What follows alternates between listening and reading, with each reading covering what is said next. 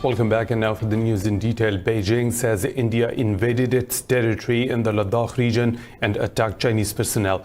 This came after India claimed China's forces killed one Indian army officer and two soldiers in Ladakh's Galwan Valley. The ongoing standoff between India and China over their shared border at Ladakh took a violent turn.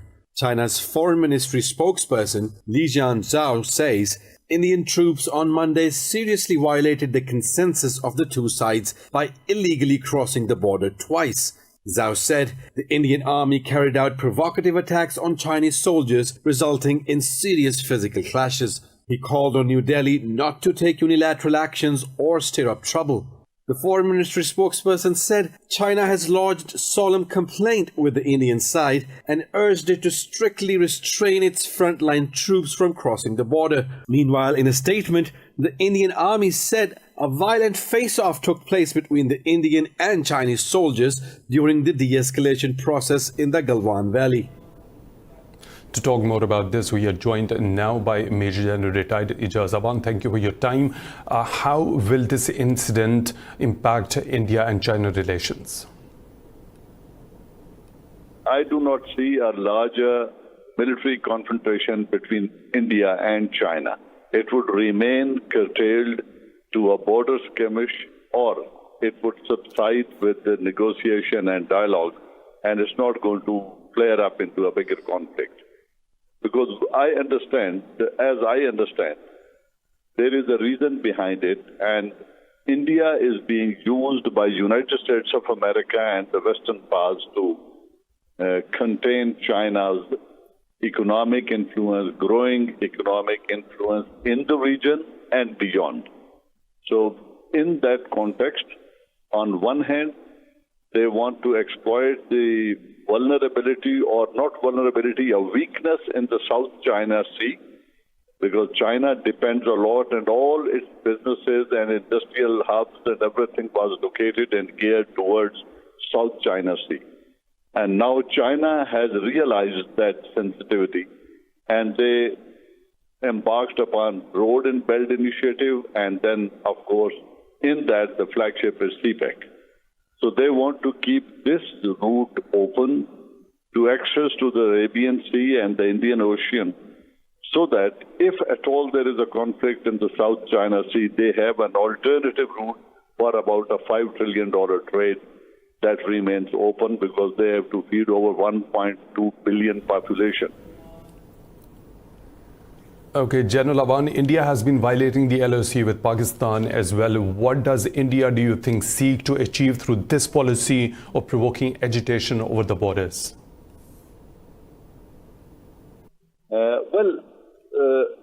It is just to draw attention, because they have been humiliated on the Chinese border, and they cannot have any gains to sell it back to their people in India. This is one reason. And second, there is a trouble in Kashmir, and I personally feel Kashmir has been gifted to India by the United States and with its influence on the Permanent Five, barring China, and in the UN. So there is no movement against India with regards to the human rights violation of UN resolutions, and changing the status of the Kashmir. So, General Awan, how dangerous can such aggravation between India and China get, and how will this impact the entire region?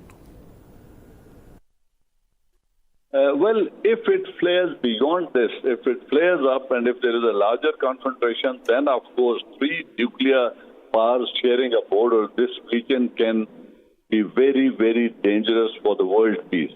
But India would stop short of this for four reasons, as I see it.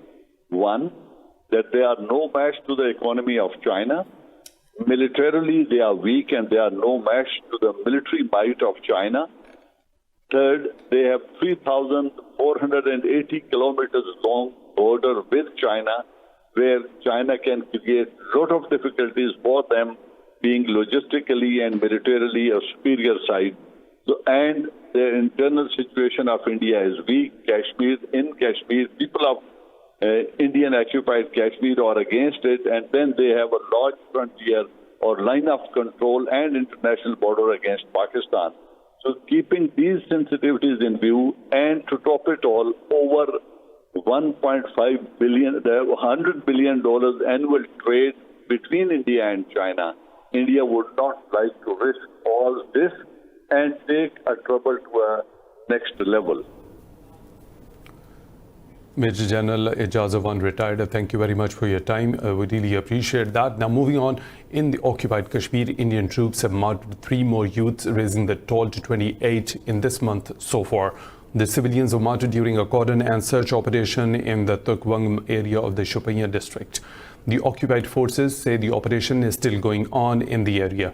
This is the 4th incident of extrajudicial killing of innocent Kashmiris in district Shopania in less than 10 days. The occupied valley has been under New Delhi's crushing curfew and communication blackout for the past 313 days. Pakistan has recorded its highest one-day death toll as 111 more people lost their lives to COVID-19. The death toll has risen to 2,839.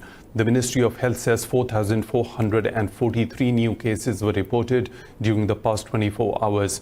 This takes the tally of infections to nearly 149,000. Officials said the recoveries have crossed 56,000, while there are more than 89,000 active cases in the country. Health officials say Punjab and Sindh province have both reported over 55,000 infections.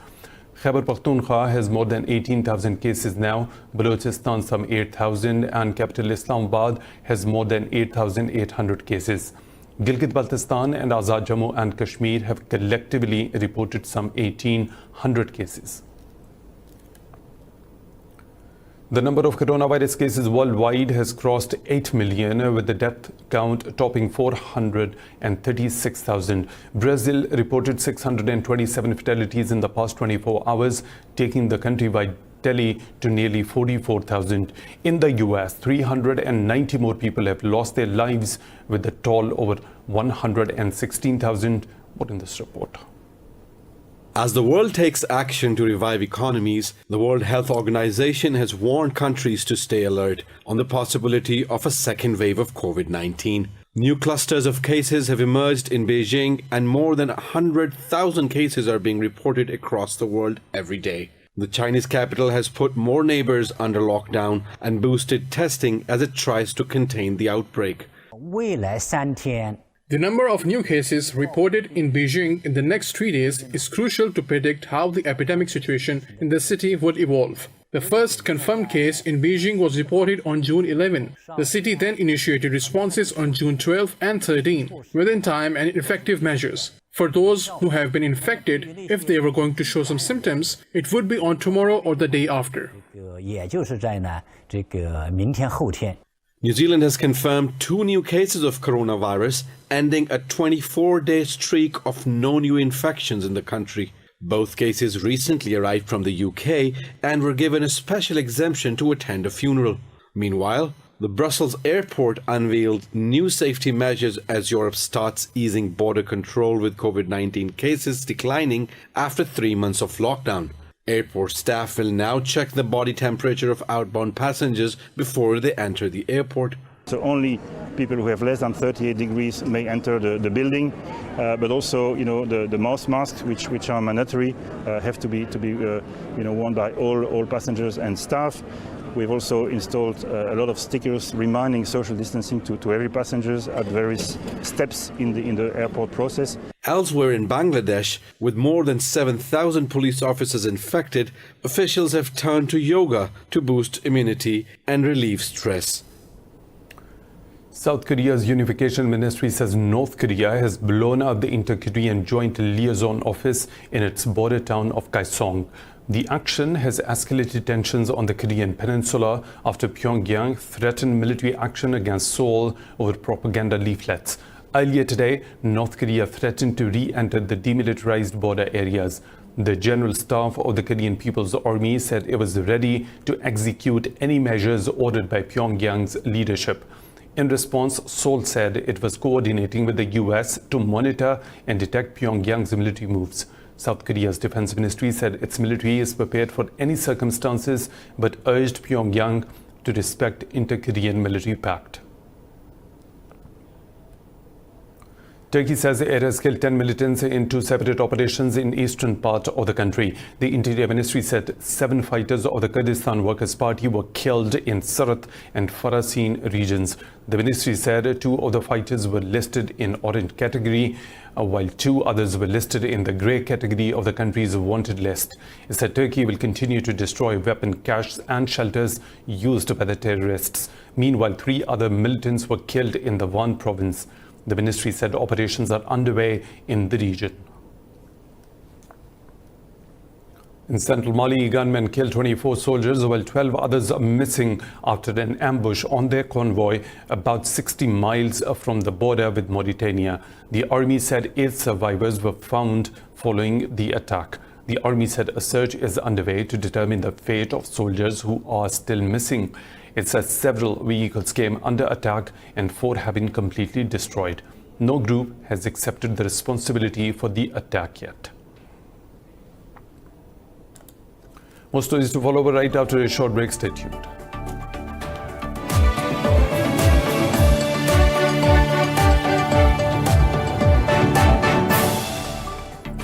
Welcome back. Israel says its warplanes have targeted multiple locations on the Gaza Strip. The Israeli Defense Ministry says it struck Hamas underground infrastructure and military posts in retaliation to rocket fire. No casualties have been reported so far. It was the first time Hamas militants fired a rocket towards Israel since May the 6th. The raids come after Hamas's senior official called for unity among Palestinians and resistance against Israeli annexation plans. Salah al-Bardawil said the Palestinian unity is the bedrock of national strength to avert the annexation. Israeli Prime Minister Benjamin Netanyahu says certain areas in occupied West Bank may be annexed in stages rather than in a single step. In a meeting with retired military officials, Netanyahu discussed the annexation plan of illegal settlements in the West Bank and the Jordan Valley. Netanyahu has expressed his desire to annex up to 30% of the West Bank, but Israeli Defense Minister Benny Gantz and Foreign Minister Gabi Ashkenazi reportedly are not in the favor of the proposal. Netanyahu said the US asked him to get Gantz and Ashkenazi approval for every step he would take to implement the plan. Netanyahu has announced to begin the controversial annexation plan from July the 1st. The Arab coalition fighting in Yemen says it will take rigorous measures to stop Houthi attacks on Saudi Arabia. Coalition spokesman Turki al-Maliki made the remarks after Riyadh intercepted drones launched by the rebels towards the Asir region. Al-Maliki said the Houthis deliberately targeted civilians. He said the coalition was taking all necessary measures to protect the Saudi Arabia's citizens. Monday's attack came just 2 days after the coalition intercepted a Houthi missile which targeted the Saudi city of Najran. Meanwhile, Houthis said 13 people were killed in an airstrike by the coalition in northern Yemen. Yemen has been entangled in violence and chaos since 2014 after Houthis overran much of the country, including the capital Sana'a. The UN has removed a Saudi Arabia-led military coalition from its annual blacklist. In a report, Secretary General Antonio Guterres said the delisting follows a sustained significant decrease in killing and maiming due to airstrikes. Guterres said the coalition killed 222 children in Yemen last year, while the Houthi rebels are responsible for 313 such casualties. He said the coalition will be monitored for a year and any failure to further lower child casualties will result in it being listed again. The Saudi-led military coalition has officially been on the blacklist for the past 3 years. The head of the International Atomic Energy Agency says Iran must provide prompt access to 2 of its nuclear sites. Speaking in Vienna, agency chief Mariano Grossi said he is deeply concerned over Iran's non-cooperation with international inspections. The IAEA chief said he had made his case with the senior Iranian authorities. He said further cooperation is needed as there is a disagreement between the Atomic Agency and Iran. In March, IAEA issued a report warning Iran for failing to answer questions about past nuclear activities and for denying access to them. Earlier, Foreign Ministry spokesman Abbas Musawi said Iran will respond if the IAEA makes a non-constructive decision against it. In the US, demonstrations calling for racial equality have entered their 21st day following a recent spate in police brutality. Protesters in Washington, Atlanta, and New York called for criminal justice reforms after police murders of George Floyd and Rayshard Brooks. In Georgia, the National Association for the Advancement of Colored People organized a march calling for an end to systemic racism. Elsewhere, New York Police Department has disbanded its aggressive anti-crime unit, while police unions in California pledged to root out racist officers. Fresh inquiries have also been launched in the state into the deaths of two black men found hanging from the trees, which were initially ruled as suicides. US President Donald Trump has called on Washington Governor Jay Inslee to deploy the National Guard to quell the protesters in Seattle. And you have a governor that doesn't do a damn thing about it, and you have a mayor that doesn't know she's alive. She's talking about it's going to be a love fest this summer. Now, if they don't do the job, I'll do the job, and I've already spoken to the Attorney General about it. But if they don't do the job, we will do the job. Mexico says it is ready to sell gasoline to Venezuela on humanitarian grounds despite US sanctions. President Andrés Manuel López Obrador said he is yet to receive such a request from Caracas. The US has imposed crippling sanctions on Venezuela's oil exports to oust President Nicolas Maduro. When asked about Washington's possible response, Obrador said as an independent country, Mexico makes its own decisions. He said Mexico could also send gasoline to Venezuela under the right circumstances without taking sides in the dispute between Washington and Caracas. In the case, Venezuelan government makes a request to us, and if it was a humanitarian need, we would do it. Yes, we are free. Mexico is an independent and sovereign country. We make our own decisions and do not mess with the policies of others. The UN has verified over 25,000 grave violations against children in armed conflict in 2019. In an annual report on children and armed conflict, the UN said the number amounts to 70 violations per day. The report said the overall number of grave violations remains similar to the figure reported in 2018. It said more than half of the violations in 2019 were committed by non-state actors. Afghanistan was declared the deadliest country with over 10,000 children killed and maimed there, followed by Syria and Yemen. The UN also verified nearly 8,000 children, some as young as 6, as having been recruited and used. Rape and other forms of sexual violence continue to be vastly underreported, with 735 verified cases in 2019. In the United States, a Congress watchdog says the Trump administration is hampering oversight of over $1 trillion in pandemic stimulus funds. In a letter to congressional leaders, the Pandemic Response Accountability Committee listed the latest efforts by White House to limit transparency.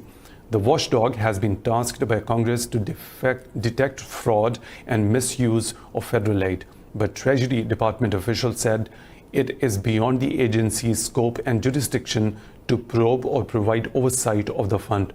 PRAC leaders say this legal opinion from the Treasury officials could hurt the group's ability to properly oversee a huge area of taxpayer-funded aid programs. The UK says it is deeply disappointed by Russia's verdict and sentence against a former US Marine convicted of spying for Washington. In a statement, Foreign Secretary Dominic Raab said Britain has serious reservations about the legal process. Raab said the UK will continue to provide consular support to Whelan and his family and press the Russian authorities to respect his basic rights. The jailed Paul Whelan holds US, British, Canadian and Irish passports. Earlier, the US also called for the immediate release of Venezuela from Russia, expressing outrage on his conviction. This comes as a Russian court sentenced Venezuela to 16 years in prison for espionage.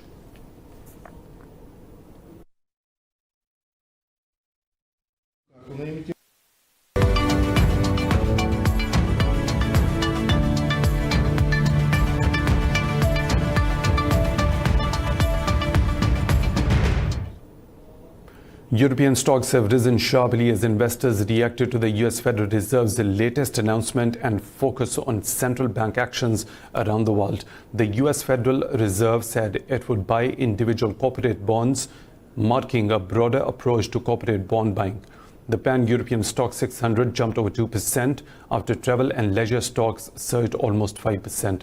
London's FTSE gained almost 2.5%, while Germany's DAX sparked up almost 3%.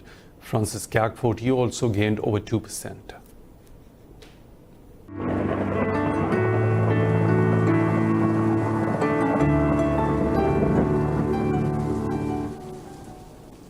And now the weather situation from around the globe.